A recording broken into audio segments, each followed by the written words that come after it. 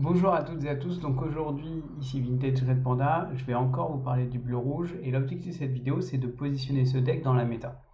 Donc c'est une vidéo tuto qui va se vouloir pédagogique sur comment maîtriser un peu le bleu rouge, quelles sont les clés du deck, quelles sont les clés des différents match-ups, quelques précisions sur le mulligan. Ça fait un retour d'expérience sur ce deck que je tryhard un peu depuis une semaine ou deux. Je vais faire ce genre de vidéo à chaque fois que je vais tryhard un deck. Ma prochaine cible sera sûrement violet-rouge ou violet-vert. Et donc, ce deck-là, je pense que c'est un des meilleurs decks de la méta. Donc, j'en ai parlé hier suite à mon tournoi sur la Mulligan TV. C'est un deck très stable, c'est un deck qui peut s'adapter à tous les match-ups avec son Mulligan. C'est un deck qui, malgré le fait qu'on s'attendait qu'il ait un très mauvais match-up contre Défausse, s'en sort très très bien, notamment contre vert gris. Et c'est un deck qui a pour objectif de finir avec principalement du contrôle de board et de la value ou le lucky dime. Donc, comment on va démarrer cette vidéo? Déjà, on va expliquer l'objectif du deck. L'objectif de ce qu'on veut faire, ça va nous permettre à comment on accède à ces plans-là en fonction des match-ups. C'est pour ça que c'est important d'analyser déjà quel est l'objectif du deck. L'objectif du deck, c'est de gagner le board avec des créatures puissantes qu'on va pouvoir poser plus rapidement grâce à des cartes qui vont nous permettre de ramper, comme donc je vole, le bleu lumière ou la plume en forme d'arête. Grâce à ces cartes-là, on va pouvoir poser des créatures qui sont surstatées et qui vont gérer le board adverse, comme Maui, Medusa, alors Maléfique ou Sissou. Tamatoa rentre plus dans l'autre plan de jeu. Le contrôle de board n'est pas suffisant car on peut se faire avoir par des decks contrôle qui jouent en face de nous un plan avec le Lucky Dime. Et du coup, nous aussi, on a ce plan-là. Donc, par exemple, contre un bleu-gris qui va vouloir, à un moment ou un autre, n'a pas besoin du board pour gagner, et donc à un moment ou un autre va poser des grosses créatures qu'il aura beaucoup et utiliser le Lucky Dime, notre plan de jeu de contrôle de board ne va pas fonctionner, il va falloir s'adapter, et nous aussi faire le plan de jeu avec le Lucky Dime. Donc on a ces deux plans de jeu là en parallèle. Quasiment tout le temps, le plan de jeu avec le contrôle de board est suffisant. On n'a pas besoin du Lucky Dime. C'est un accélérateur, c'est pas une condition nécessaire à la win. Il n'y a pas que ça dans le deck.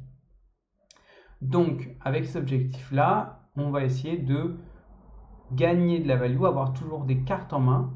Et donc, c'est pour ça que des moteurs de pioche sont très importants, comme le Flaversham ou Grand Mertala par exemple. Le bleu lumière rentre aussi dans le moteur de pioche. Du coup, c'est un deck qu'on appelle contrôle. Je pense que c'est l'archétype du deck contrôle. C'est vraiment l'exemple type de l'archétype du contrôle. Le bleu-gris se défend très bien aussi. Nous, on a du contrôle de late avec des gestions de masse, notamment grâce à Be Prepared, alors que le bleu-gris va se concentrer sur des gestions de contrôle d'early avec des petits blasts ou avec tuant la bête par exemple. Donc, ce que je vais faire dans cette vidéo, c'est qu'on va prendre les match-ups un par un. J'ai pris des exemples de decks que j'ai construits sur mon Dreamboard pour un peu expliquer quelles cartes on va aller chercher et comment on va les chercher. Car en fait, on va toujours vouloir à peu près les mêmes cartes, mais comme a expliqué Raclem à la suite du stream sur la Mulligan TV, on va toujours chercher les mêmes cartes, mais en fait, comme on était d'accord tous les deux avec la précision, ce qui fait qu'on passe d'un joueur bon à un joueur très bon dans ce deck-là, c'est qu'en fait, ces cartes qu'on va chercher, on ne va pas toujours les chercher de la même manière. Et elles ne sont pas toutes obligatoires. Ce qui compte, c'est qu'en fait, dans ce deck-là, on a des cartes clés. On a des cartes qui sont ultra importantes. Ces cartes-là peuvent être, par exemple, Flaversham, la plume en forme d'arête, Brawl, et potentiellement le je vole ou le bleu lumière. Ces cartes-là, dans certains match-ups, il nous les faut. Et donc, on va hard mulligan pour aller les chercher. Toutes les autres n'ont que peu d'importance. Une fois qu'on sait quel clé on va choisir, le reste est beaucoup moins important. Donc on va voir comment on va gérer ça, notamment dans le mulligan. Donc si je reprends par exemple, tac tac, donc là par exemple sur mon Dreamborn, j'ai fait mes decks. Donc j'ai fait quelques decks ici. On va prendre un exemple avec le match-up miroir. On va commencer par le match-up miroir. Donc imaginons, on sait qu'on va jouer contre un bleu-rouge. Contre un bleu-rouge, ça va être une guerre de value. Ça va être une guerre de contrôle contre contrôle. C'est qui s'épuise en premier. Donc, ce qu'on veut, c'est ne pas s'épuiser. Pour ne pas s'épuiser, ce qu'on veut, c'est piocher. Pour piocher, qu'est-ce qu'on veut? La carte la plus importante du match-up, c'est le Flaversham. Le Flavorsham en miroir est la carte ultra importante. Ça veut dire que je vous conseille de toujours garder pendant la partie une solution à un Flavorsham adverse. Ça peut être une petite Sissou, ça peut être une grosse Sissou, une Médusa ou un Brawl. Très vite, on va essayer d'abandonner les petites Sissou quand on a du mana, mais au début, par exemple, si on n'a pas de Brawl, avoir une petite Sissou en rab en se disant comme ça, s'il me pose son Flavorsham au tour 4 et qu'il commence à piocher, j'ai ma réponse. Sinon, après, ça va être, la petite Sissou, ça va être une carte qu'on va pouvoir ancrer rapidement parce qu'on va pouvoir accéder à des solutions contre les Flavorsham qui seront potentiellement des Médusas ou de préférence des Sissou, des grandes Sissou. Donc le Flavorsham est très important, c'est-à-dire qu'on peut en garder un au mulligan, et c'est-à-dire qu'on va essayer d'en chercher. Pour le Flavorsham, il nous faut des objets, et donc on va essayer de tryhard pour avoir des glaçables. Donc la main de départ contre bleu-rouge, c'est une main de pioche. Ce qu'on va chercher à faire, on va dire les 3 cartes clés les plus importantes, je pense que c'est je vole, ça nous permet de nous accélérer sans avoir besoin d'user une autre carte de notre main. C'est un objet soit glacé à l'eau, soit ice block, et un Flavorsham. Si on a ça en main de départ, tout le reste est optionnel. Cette curve-là se complète. Par exemple, cette curve-là ne comprend pas le tour 3. Et donc, un Brawl ou une petite Tissou au tour 3, ça peut être très bien pour contrer le Flavorsham adverse. Un Brawl de préférence, ça nous fait une ancrable. Si on a ces cartes-là de manière parfaite, le reste de notre main, on préfère que ce soit des ancrables. Et des ancrables qu'on va préférer perdre, c'est-à-dire des ancrables qu'on sera content de ne pas piocher plus tard. Par exemple, des Maui, inutiles dans le match-up. Les développe ton cerveau sont des très bonnes cartes, mais qui sont des cartes qui sont là pour être remplacées normalement. Donc en fait, c'est des cartes qu'on peut ancrer, c'est pas grave. Et la plume en forme d'arête est souvent un faux ami. La plume en forme d'arête, on ne va la jouer dans le match-up que et si et seulement si on a énormément de pioches. Et on a de la pioche assurée. C'est-à-dire qu'on a potentiellement plusieurs Flavorsham avec plusieurs objets, on a plusieurs Talas, on a plusieurs bleu lumière. Et là, on va maximiser nos chances de gagner en disant ces cartes-là que j'ai piochées, elles vont non seulement me faire de la value, mais en plus elles vont m'accélérer. Mais c'est un plan de jeu qui n'est pas du tout obligatoire. Vous n'avez pas besoin de la plume. Très souvent, je vous conseille de l'ancrer en miroir. Donc notre but de ce miroir-là, ça va être de gagner à la value, de ne pas laisser le Flavorsham adverse, d'utiliser notre Flavorsham pour piocher les plus de cartes possibles, et en late game de poser une grosse créature par une grosse créature pour obliger à poser à notre adversaire à les gérer pour pas qu'on marque du lore gratuitement. Je vous conseille de poser votre Lucky Dime le plus tôt possible. De plus en plus les listes bleu-rouge, donc celle-ci est mise à jour, vont rentrer des Judy Hopps. Le truc des Judy Hopps, c'est que si vous posez un Lucky Dime au tour 7, que l'adversaire pose une Judy Hopps et que vous répondez par un Tamatoa, sa Judy Hopps est inutile. Parce que le Tamatoa, vous allez récupérer votre Lucky Dimes, il vous aura fait piocher une carte, il aura usé une carte ancrable, il aura potentiellement usé un tour, car en fait, il faut bien comprendre qu'avant qu'on ait 11, 12 ou 13 d'encre, ce qui n'arrive pas à toutes les parties, ce qui arrive même rarement dans ce match-up-là, on ne va pas pouvoir faire un petit tour de gestion, par exemple une petite Tissou, une Médusa, un Maui, une Brawl, donc ces tours-là qui demandent 3, 4 encres, plus un gros tour. On ne va pas pouvoir faire, par exemple, nous ce qu'on veut faire, les combos qu'on va faire toujours, c'est une grosse créature, donc Tamatoa, Sissou ou Maléfique, plus un effet de Lucky Dime. Donc ça nous coûte soit 10 si on joue une carte à 8, soit 11 si on joue une carte à 9. Et donc on va rarement atteindre 14, et donc ce qui va nous empêcher, par exemple, de faire un tour 3 plus une Sissou plus un effet de Lucky Dime. Donc le fait d'être obligé de faire une Judy Hopps, souvent votre adversaire, surtout si c'est au début, donc imaginons au tour 7, je joue mon Lucky Dime, tour 8, imaginons la pire des situations, où lui il a l'avantage, et donc il a 8 d'encre, il va jouer sa Judy Hopps, et après il n'a plus que 5. Et en fait 5, et ben, du coup qu'est-ce qu'on fait avec 5 dans ce match-up là? On pose une grand-mère Tala, on fait un Let It Go, la pire des choses pour lui ce serait de poser un Flavorsham, parce que ça le met vraiment en portée avec un Flavorsham et un Judy de une Sissou. Mais c'est-à-dire que c'est des tours qui sont corrects pour compléter notre curve, mais ce n'est pas des tours agressifs. C'est-à-dire que finalement, il aura usé son tour pour gérer notre Lucky Dime. Et donc nous, on peut recommencer avec une grosse créature. À ce jeu-là, si on a beaucoup pioché, il va arriver à la fin de ses réponses avant nous. Si à l'inverse, c'est lui qui a beaucoup pioché, on va lui proposer des choses, il aura toujours la réponse, notamment plusieurs maléfiques par exemple. Et donc à un moment ou à un autre, c'est l'inverse, c'est qu'il va réussir à répondre à tout. Il va potentiellement y perdre des grosses créatures, mais il aura juste à finir la partie parce qu'il aura des cartes en plus et une Judy Hopps qu'il aura 2. Une fois que l'adversaire n'a plus de cartes en main, bah c'est toujours une créature qu'il aura 2. Donc c'est pour ça que piocher en début de partie est très important. C'était un match-up qui va être long sur la durée et qui va avoir un mid-range très serré. Quand les deux joueurs ont le même niveau, c'est un match-up qui se joue au top deck. Mais ce niveau-là, pour vraiment qu'il soit exactement le même, c'est assez difficile. Chaque petite décision est subtile. Qu'est-ce qu'on ancre? C'est très important. Je pense que des fois, il faut préférer se ralentir en termes d'encre pour regarder des cartes clés. Surtout quand on l'a pas en plusieurs exemplaires. A l'inverse, quand on a plusieurs exemplaires d'une même carte, on a nos options, on peut en sacrifier une. Voilà. Ne pas sous-estimer le Scuttle dans ce match-up-là, qui me permet d'aller chercher des objets qui sont très importants, notamment la glace à l'eau ou le Lucky Dime. Et les autres objets peuvent être très importants car il faut des objets pour activer notre Flower Charm dès qu'on le pose. On ne veut jamais poser un Flower Charm sans qu'il ait fait au moins son pouvoir une fois. Voilà contre le bleu-rouge. Je vais passer au bleu-gris car c'est un match-up qui est à peu près similaire. Le bleu-gris, à un moment ou à un autre, il va vous battre. C'est un peu un match-up, un peu comme bleu-rouge, mais enfin, les gens pensent que c'est des match-ups qui sont comparables, mais en fait, la manière de gagner est différente. Parce que la manière de gagner de votre adversaire est différente. Bleu-gris, actuellement, la version la plus populaire, joue des serèves bleues. Votre objectif à ce moment-là, c'est la plume en forme d'arête. Ça, par contre, c'est ultra important. Et donc, vous allez mulligan, hard mulligan pour aller chercher la plume en forme d'arête.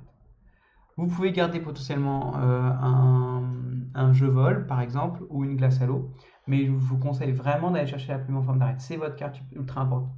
Si vous ne l'avez pas, il faut trouver des moyens d'aller la chercher.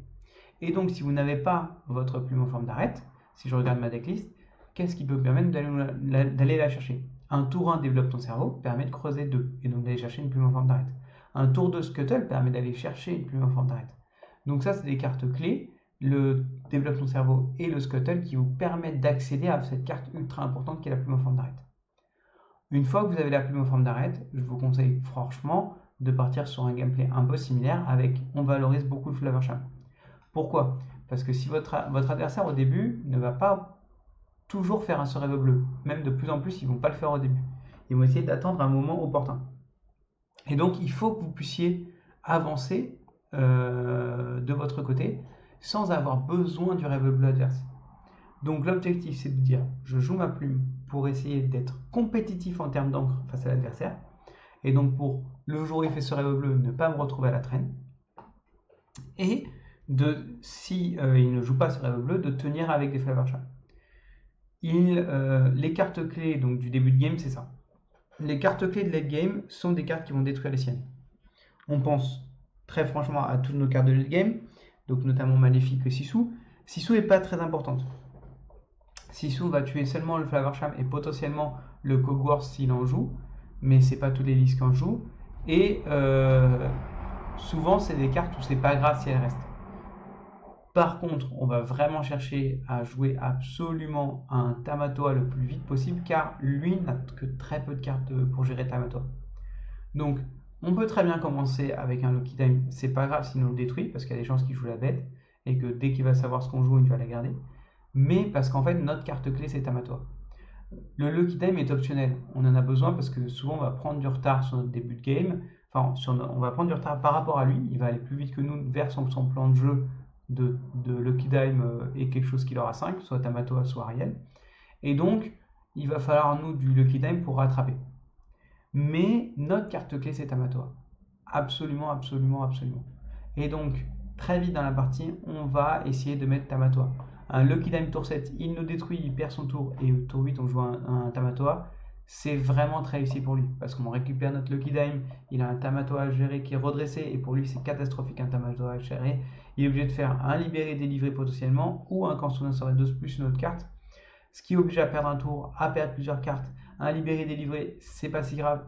Reprenez le board, gardez le board. Des créatures qui ont 5 points de vie, comme la Sissou, vont être des créatures qui vont avoir du mal à gérer. Donc notre objectif, c'est de tenir l'encre, donc grâce à la plume, et de poser très vite nos créatures. On veut poser des créatures contre bleu-gris. Absolument, absolument, absolument. On peut très bien poser des Sissou et surtout poser des Sissou, même si on ne tue rien. Juste pour l'obliger à faire un libéré délivré ou un Sourdin sur 22, surtout si on a le même nombre d'encres. Car ça va lui prendre une partie de son tour, qui sont des encres très importantes arrivant en late game. Dans ces match-up-là, on peut atteindre des valeurs d'encre très élevées, notamment 16 ou 17.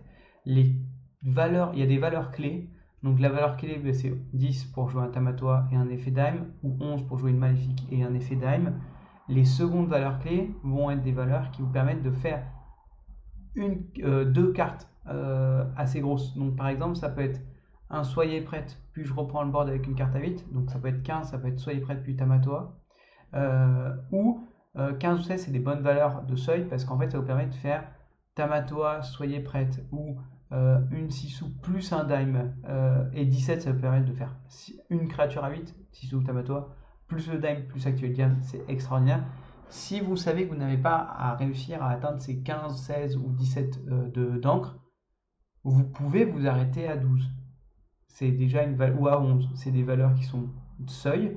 Et si mieux vaut s'arrêter là plutôt qu'en ancrer des cartes ultra importantes, notamment des Tamatoa en late game, au risque de avoir 13 d'encre par exemple, et en fait 13 d'encre, vous n'allez pas en faire grand chose, souvent il va vous rester 1 ou 2 d'encre.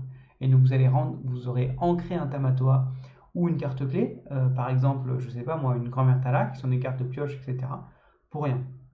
Donc attention, dans ce match-up là, on n'hésite pas à ancrer les petites sissous grâce à la plume, on n'hésite pas à ancrer les brawls, on n'hésite pas à ancrer potentiellement des jeux vols. Les jeux vols, ça se joue tour 2, sinon très souvent ça s'ancre avec la plume. Hein, c'est très très très souvent, c'est une carte qu'on va viser au tour 2, mais sinon après qu'on va ancrer avec la plume. Donc voilà pour le match-up contre bleu-gris. Ensuite, si je reviens à mes decks, on va passer sur le deuxième deck le plus connu qui est le vert-gris.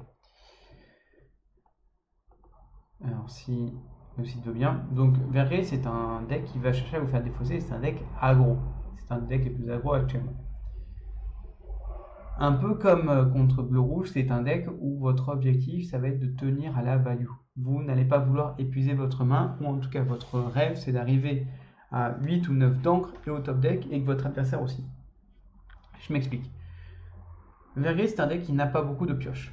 Il pioche principalement avec des diablos et potentiellement avec la bête. C'est des cartes que nous, normalement, en bleu-rouge, on a des facilités à gérer. Et donc, si on les gère, il va très vite terminer au top deck. Son but, c'est à minima que nous, on soit au top deck à ce moment-là, mais depuis longtemps. Et donc, on est 4, 5, 6 d'encre, et qu'on top deck des cartes qu'on est obligé d'ancrer alors qu'on est au tour 8 ou 9, parce qu'on ne sait pas quoi faire avec. Par exemple, une Maléfique Dragon. Donc, notre objectif à nous, c'est de limiter sa pioche, mais surtout, en limitant sa pioche, donc en l'épuisant, c'est de faire en sorte qu'on ait toujours des cartes pour que lui termine au top deck et que nous, on ait encore des quelques ressources et des ressources pour piocher et pour qu'on finisse notre curve d'encre, c'est-à-dire pour finir d'arriver à 8 ou 9 d'encre. Notre pire cauchemar, c'est Diablo. Diablo, on peut le gérer, mais c'est la carte qui va lui permettre de piocher et de maintenir une main stable dès le début. Donc, dans ce match-up-là, on garde très souvent une ou deux brawls. C'est un match-up où en fait notre but c'est de buter le Diablo. Donc le Diablo est très important à buter, alors que la Ursula n'est pas si importante que ça, car les chansons qu'il va chanter sont souvent des chansons de gestion de board, et nous on va pas jouer du board. Donc ne vous faites pas avoir, si vous n'avez qu'une seule solution, donc imaginons qu'on n'a qu'un seul brawl, ne pas l'user sur une Ursula. Faire attention plutôt au Diablo. C'est pas grave si l'Ursula chante un truc, chante un perdu dans l'hiver. Attention, il faut avoir plusieurs cartes en main pour qu'un cruel diablesse ne mette pas au fond. Donc, c'est des gestions. Il faut toujours avoir des cartes en main. On essaye toujours d'avoir au moins 3 cartes en main pour que on ait toujours notre carte clé qui soit protégée au cas où si l'adversaire ne fait plus défausser 2 cartes. C'est un match-up où de plus en plus il joue sur le Bucky pour faire défausser. Et donc il ne fait défausser qu'une carte par tour. Donc, très régulièrement, c'est-à-dire souvent il va avoir toujours l'alter. Il faut s'imaginer que le match-up a toujours l'alter en main, mais ce ne sera qu'une carte par une carte. Et donc ça nous permet de dire, si j'ai 2 ou 3 cartes en main et que j'ai une seule carte clé, ça me suffit. Donc les cartes clés dans ce match-up là, c'est toutes les cartes qui piochent. C'est ultra important. La plume en forme d'arrête, c'est notre ennemi. On ne veut surtout pas la jouer, on veut l'ancrer. Donc nous on veut de l'ancrable et de la pioche. En tour 1, on veut les développe ton cerveau ou les glaces à l'eau, de préférence les glaces à l'eau, car notre meilleur ami pour la pioche, c'est Flaversham. Et du coup, plus tôt on a des objets, mieux c'est. Le bloc de glace, on peut le mulligan, c'est non ancrable, ça pioche pas. La plume en forme d'arête, on peut la mulligan. Le sous-fétiche, on mulligan bien sûr. On va chercher potentiellement un jeu vol, c'est pas obligatoire, ça peut faire du bien parce que ça nous permet d'arriver à une curve 4 qui nous permet de poser nos cartes de pioche plus vite, et donc notamment le bleu lumière ou le Flaversham. On va chercher à garder un brawl, et en créature, on ne compte quasiment que sur le Flaversham et la grand-mère Tala, et au tout début en tout cas, potentiellement sur un Oreka, mais souvent on va préférer l'ancrer parce que si on le joue et qu'il nous donne rien, c'est très dangereux. On va y voir user une carte en crabe pour rien, on fait le plaisir à notre adversaire, donc on va potentiellement pas le jouer. Si vous sentez que vous êtes sous pression, notamment si l'adversaire joue 2 ou 3 Bucky, et par exemple il a un Diablo ou une Ursula que vous n'arrivez pas à gérer, la petite issue pour faire un interstitial peut être une solution de rattraper le board le plus vite possible. Car plus vous attendez, plus vous allez avoir des difficultés à avoir un nombre de cartes en main suffisant pour ancrer beaucoup. Et donc se dire assez vite, je joue une 6 ou à 3, pour très vite je fais ma grande 6 ou, si je prévois que j'ai encore assez de cartes en main pour la faire, ça peut permettre de raser le board ennemi quasiment entièrement, et donc de se poser tranquille pour pouvoir continuer à jouer à 7 ans. Notre objectif c'est d'arriver sur des raseboards comme ça. Hein. Notre objectif c'est d'arriver sur la grande tissou ou le soyez prête au tour 7 ou au tour 8, même si après on est au top deck. Voilà, c'est un match-up que je pensais compliqué, que de plus en plus je trouve vraiment équilibré, voire même avantageux pour moi. En tout cas, c'est un match-up simple. C'est un match-up où on sait exactement ce qu'il faut faire. Il n'y a pas 1000 plays à faire, c'est piocher, piocher, piocher. L'avantage contre ce deck-là, c'est que si on joue par exemple un Flaversham au tour 4 qui nous avait une piochée grâce à une glace à l'eau qu'on a posée au tour 1, le Flaversham va souvent rester en vie. Et donc on va pouvoir reposer un objet au tour 5, partir à l'aventure avec Flaversham, repiocher 2, etc., etc., etc. Donc voilà.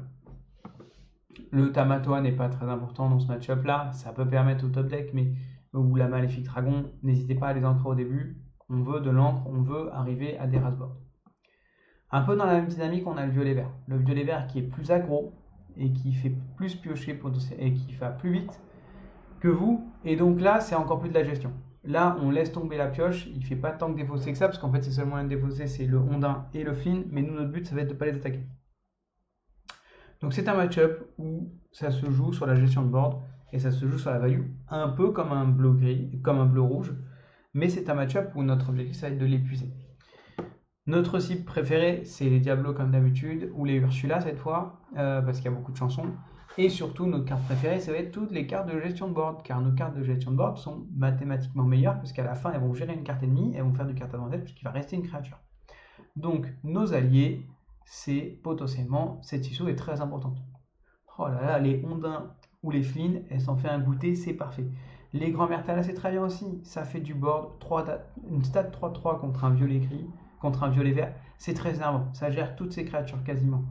Ne pas hésiter à garder des objets, notamment le bloc de glace peut être très utile pour détruire grâce à la petite tissou, à la grande tissou ou à une Médusa, une grande Ursula par exemple. Donc on joue au board. Maui, très très important si l'adversaire joue violet. On veut poser le plus de créatures possible et on veut avoir un Maui. Pourquoi? Parce que quand on joue au board, nous on a un peu comme, comme à l'époque du vert, on n'a pas beaucoup de créatures avec beaucoup d'attaques. Et donc notre ennemi du board, c'est les lieux. Donc si on joue au board, ne pas hésiter à jouer Eureka, ne pas hésiter à jouer Sissou, ne pas hésiter à jouer Grand-mère Tala, une Julie c'est très bien, une bagarre c'est excellent. Le jeu vol c'est peu important, la plume c'est peu important, le sous-fétiche c'est vraiment quasiment inutile. Vraiment ça peut arriver dans ces match-up là de dire je vais jouer que au board et donc je vois sur mon Eureka un sous-fétiche et je le prends pas parce que j'ai préféré prendre un bloc de glace ou une glace à l'eau, surtout si j'ai un Flaversham qui va me permettre de repiocher derrière. On ne va pas gagner au méga contrôle, on va gagner en épuisant l'adversaire et souvent c'est des match-ups qui sont difficiles. Pourquoi? Parce qu'en fait, si l'adversaire va plus vite que vous et si vous n'avez pas votre gestion d'early, vous n'allez rien pouvoir faire à un moment ou à un autre pour le rattraper. Donc votre seul plan de jeu pour le rattraper, ça va être de jouer le sous-fétiche. Sauf que si vous avez gardé le sous-fétiche au début, vous vous êtes ralenti au début et donc potentiellement il va plus vite que vous. Et si vous ne l'avez pas gardé, il faut le top deck au bon moment, avoir suffisamment d'encre. Donc ça fait des match-ups assez complexes en late game. Notre objectif à nous, c'est qu'il arrive à 14 de l'or ou 13 et qu'il ait plus de cartes en main. Et là, on est parfait. Parce que là, nous, on a encore 2-3 cartes en main, on a des cartes qui piochent, il est à 14 ou 15 qui sont des valeurs qui sont pas non plus très hautes, c'est-à-dire que c'est pas sur une chèvre qui va gagner, c'est pas sur un lieu qui va gagner, et donc là, on peut le finir à la value. C'est ça notre objectif de jeu. Voilà, voilà. Violet vert, je vous ferai une vidéo là-dessus, c'est un deck que j'aime beaucoup, beaucoup. Qu'est-ce qu'on a d'autre? Le violet rouge, c'est exactement la même chose, hein. Ça va un peu moins vite, mais c'est exactement la même chose. Cette fois, notre ennemi favori pour les brawls, c'est le Flynn. Car on ne peut rien faire contre un Flynn avant très très longtemps. Donc on veut buter le Flynn avec des brawls. Gardez une brawl. Vraiment, je pense qu'en fait, une brawl, c'est une carte clé dans tous les match-ups. Gardez-en une au mulligan, quoi qu'il arrive. Surtout si vous ne savez pas contre quoi vous jouez. Gardez une brawl au mulligan, c'est toujours, toujours, toujours utile. Et au pire, c'est une ancrable contre des match-ups très contrôle. Et une ancrable contre les match-ups très contrôle, on ne crache pas dessus. Ça, on est sûr de ne pas la piocher plus tard. Gardez une brawl. Donc Flynn, notre pire ennemi. Son seul moyen de gagner à ce violet rouge contre nous, c'est de faire un Flynn, Sissou, Château de la Reine. S'il fait ça, honnêtement, on est vraiment, vraiment dans la mouise. Notre objectif, ça va être encore de gérer son board. Les petites tissus sont beaucoup moins importantes, car en fait, finalement, elles ne vont gérer quasiment rien si on n'a pas de bloc de glace. Donc ne pas hésiter à les ancrer ou ne pas hésiter à ne pas les jouer, à les renvoyer au minigun. Par contre, Brawl, ça gère énormément de choses et Maui aussi est une carte clé. Pourquoi? Parce qu'il va très souvent lorer en tranchant des créatures ou en jouant un lieu. Donc Maui, Medusa sont des cartes extrêmement importantes. La grand-mère Tala qui prend le board, le Flower Charm, on s'en fout. En tout cas, c'est une carte de late game et il ne va pas prendre de board au début. Donc on va plutôt jouer avec la grand-mère Tala et on ne va pas jouer avec la plume. On va jouer avec des blocs de glace, des glaces à l'eau, potentiellement des bleus lumière si on a le board. On veut gérer le board, on veut avoir un avantage. On veut l'empêcher de garder le board toute leur lit parce que s'il garde le board tout leur lit, tranquillement jusqu'au tour 7-8, il va nous dépasser, il va avoir trop de l'or et il va à un moment ou un autre finir avec une ou deux créatures par tour parce que lui il a du répondant, il a de la pioche grâce à des lapins et donc s'il arrive à 16 ou 17 de l'or, il va poser une créature ou deux créatures par là et en fait à 17 de l'or, des créatures qu'il aura un, c'est notre plus grande menace du jeu. Donc on va être obligé de gérer des petites créatures avec des grosses solutions et au bout d'un moment on va s'épuiser. Donc notre objectif c'est de tenir leur ligne. C'est son seul moyen de gagner. Surtout s'il ne sait pas contre quoi. En fait, si l'un et l'autre ne savez pas contre quoi jouer, vous avez plus de chances de gagner. Parce que lui, il ne sait pas qu'il a besoin absolument de sa sortie parfaite ultra aggro pour gagner contre vous. Alors que vous allez toujours garder des mêmes solutions, notamment les brawls ou les jeux vol ou les glaces à l'eau, qui vont permettre de faire du début de la gestion sur tous les brawls. Donc des brawls par exemple, c'est une carte que vous allez toujours garder. Donc ça va être efficace contre lui ou contre tout le monde. Alors que lui par exemple, si au tour 2 il vous fait un tour 1, donc imaginons qu'il fait un début de partie avec tour 1 Adepte ou Olaf ou Pascal et tour 2 je renvoie en main, vous êtes ultra heureux. Parce que c'est un play value pour lui, c'est un play qui va chercher le late game. Et vous, s'il prend du temps pour faire ces plays-là, c'est parfait. Ce que vous avez peur, c'est un tour 1 adepte, tour 2 Flynn, ou tour 1 adepte, tour 2 adepte, adepte, ou tour 2 adepte Pascal. Voilà. Quoi d'autre. Il y a beaucoup. Il faut faire attention à un roi incontesté qui est toujours joué, c'est une carte très très forte. Mais en fait, normalement, vu que vous allez principalement gérer son board avec des Maui et des Tremen, ça va être vos cartes clés dans le match-up et ça va être des cartes qui vont rester sur le board. Un roi incontesté sur un Maui ou une Tremen, c'est pas grave. Et même plus tard, en fait, vous allez poser plutôt des dragons. En fait, si vous arrivez à un moment ou à un autre et où vous avez seul sur votre board, par exemple, un Tamatoa, soit vous avez déjà perdu parce qu'il a encore lui du board, soit il n'a pas de board et en fait vous avez gagné. Parce qu'en fait il va faire un roi incontesté. Ok, ça va vous énerver qu'il tue votre Tamatoa ou votre Tissou qui était la seule carte sur votre board, mais derrière ça va lui prendre quasiment un tour parce que s'il ne chante pas avec, c'est terminé. Donc ça peut être aussi une raison de dire s'il a 7 d'encre ou 8 d'encre. Notamment 7, c'est un. En fait, il a beaucoup de tour 4, donc les 8 d'encre, il peut toujours faire 2 cartes à 4. S'il a 7 d'encre et pas beaucoup de cartes en main, laisser une créature comme une Sissou ou un Tamatoa en jeu qui lui donne envie de faire un rang contesté, c'est pas bête.